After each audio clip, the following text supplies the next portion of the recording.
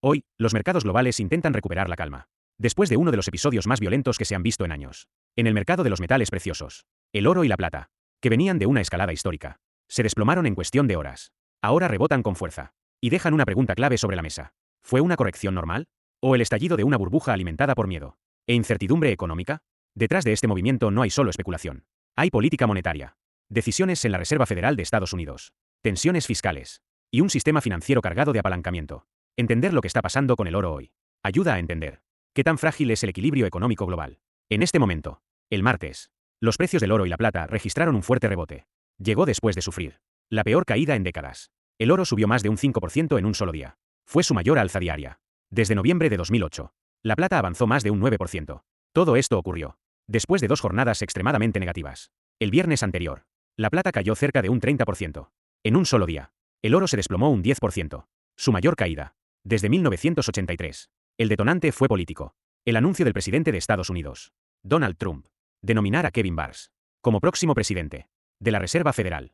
Kevin Burns no es un nombre cualquiera. Fue gobernador de la Fed entre 2006 y 2011. Es conocido por su postura crítica frente a la expansión monetaria agresiva. Su nominación cambió de golpe las expectativas del mercado sobre el rumbo de la política monetaria estadounidense. Los inversores, que venían usando el oro y la plata como refugio frente al temor a un debilitamiento del dólar, reaccionaron vendiendo de forma masiva. El movimiento fue tan brusco que obligó a muchos operadores, altamente apalancados, a liquidar posiciones a la fuerza.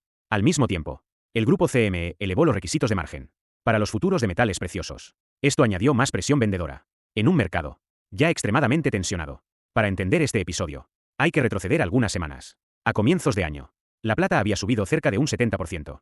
En apenas un mes, el oro alcanzó máximos históricos, por encima de los $5.500. La onza. Este rally estaba impulsado por un temor creciente. El temor a que Estados Unidos entrara en una etapa de deterioro fiscal, aumento de la deuda, expansión monetaria prolongada y pérdida de valor del dólar.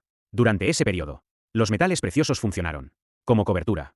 Pero con el paso de los días, el movimiento empezó a mostrar signos claros de exceso. La llegada de Kevin Burns actuó como catalizador, no necesariamente por una subida inmediata de tasas, sino por la posibilidad de una reducción del balance de la Reserva Federal y una retirada de liquidez del sistema financiero.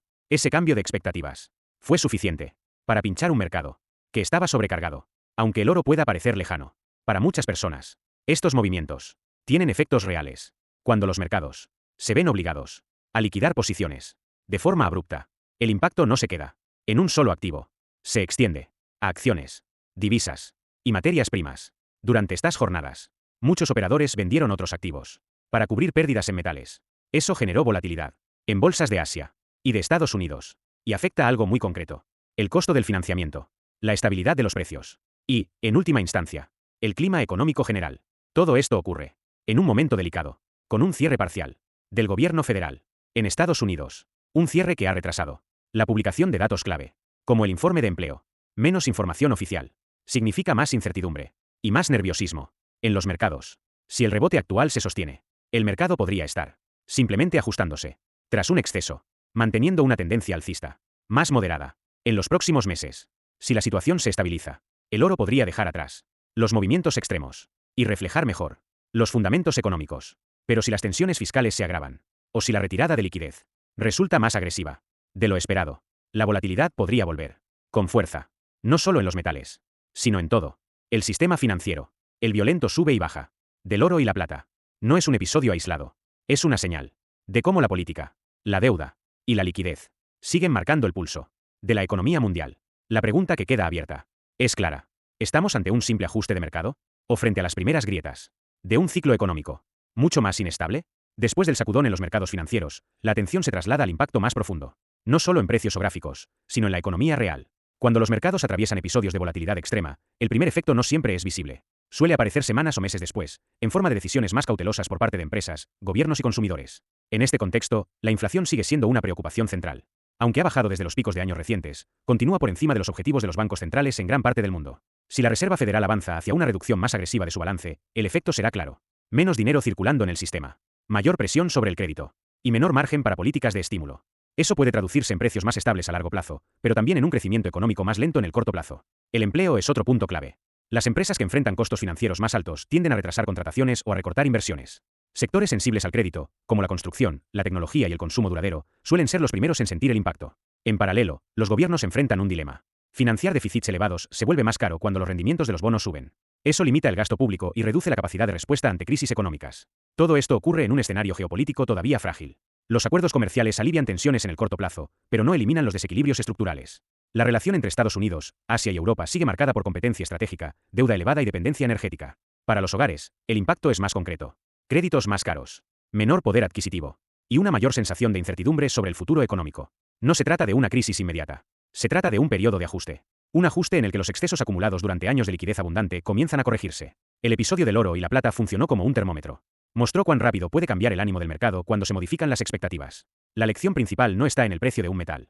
Está en la fragilidad del equilibrio actual. El desafío para los próximos meses será lograr estabilidad sin provocar una desaceleración abrupta. Un equilibrio difícil, tanto para bancos centrales como para gobiernos.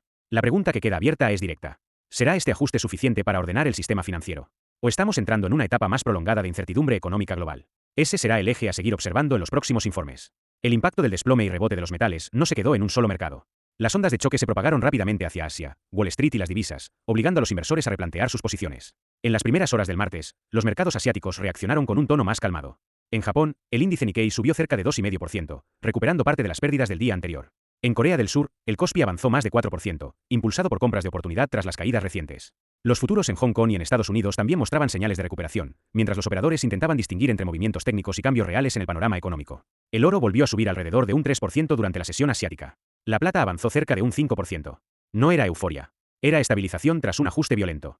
Analistas describieron lo ocurrido como un lavado de apalancamiento. En términos simples, posiciones altamente endeudadas fueron forzadas a cerrarse, provocando ventas masivas que arrastraron a otros activos. Este tipo de ajustes no solo afecta a los metales. También impacta acciones, divisas y materias primas, porque los inversores venden lo que pueden para cubrir pérdidas. Mientras tanto, en Estados Unidos, Wall Street buscaba equilibrio. Los datos de actividad manufacturera mostraron que las fábricas crecieron por primera vez en un año, una señal moderadamente positiva para la economía. Ese dato ayudó a estabilizar los rendimientos de los bonos del Tesoro. El bono a 10 años se mantuvo alrededor del 4,2%, mientras el bono a 2 años reflejaba menores expectativas de subidas agresivas de tasas. Sin embargo, el foco del mercado seguía siendo el mismo: la política monetaria futura. La posible llegada de Kevin Burns a la presidencia de la Reserva Federal reconfigura expectativas. Reducir el balance del Banco Central implica retirar liquidez del sistema financiero. Menos liquidez significa crédito más caro. Significa presión sobre acciones, sobre vivienda y sobre consumo. Ese contexto también explica los movimientos en otros mercados clave. El petróleo Brent cayó cerca de un 6%, ayudado por una reducción de tensiones entre Estados Unidos e Irán y por un nuevo acuerdo comercial entre Estados Unidos y la India. Menos tensión geopolítica reduce el riesgo de interrupciones en el suministro energético. Eso alivia los precios, pero también refleja una economía global que se enfría lentamente. En el mercado de divisas, el dólar intentaba estabilizarse tras una semana de fuertes movimientos. El euro se mantenía cerca de 1,18 dólares. El yen japonés retrocedía parte de las ganancias obtenidas tras especulaciones sobre una posible intervención coordinada. Cada uno de estos movimientos tiene un hilo común. El sistema financiero global está ajustándose a un entorno con menos margen de error. Los bancos centrales se enfrentan a inflación persistente. Los gobiernos lidian con déficits elevados. Y los mercados reaccionan con mayor sensibilidad a cualquier cambio de expectativas. Lo ocurrido con el oro y la plata fue una advertencia.